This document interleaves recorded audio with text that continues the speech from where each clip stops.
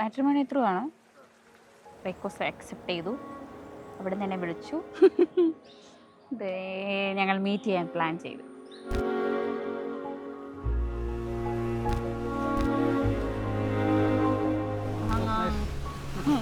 That was so nice. That was unexpected, son.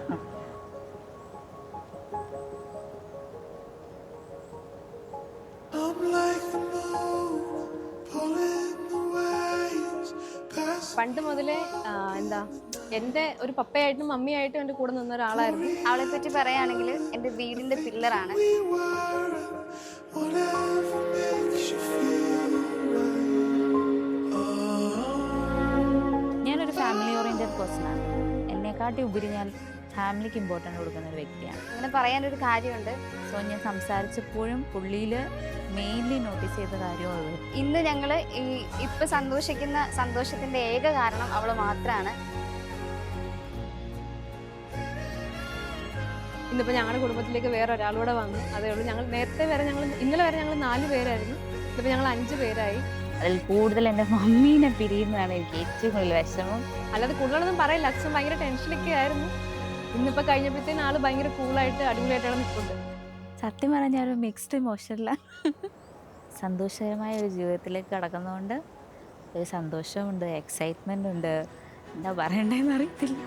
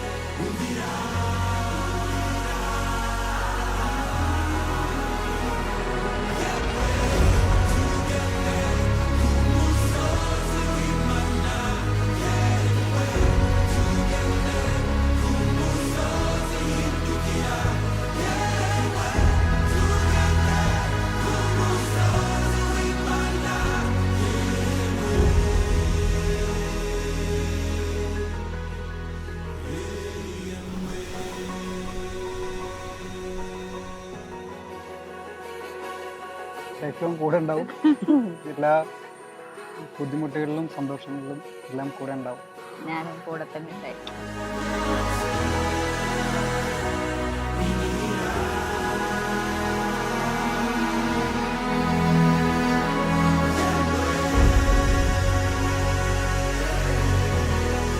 അന്ന് തൊട്ട് ഇന്ന് വരെ എൻ്റെ ബെസ്റ്റ് ഫ്രണ്ടാണ് ജെസ്സി.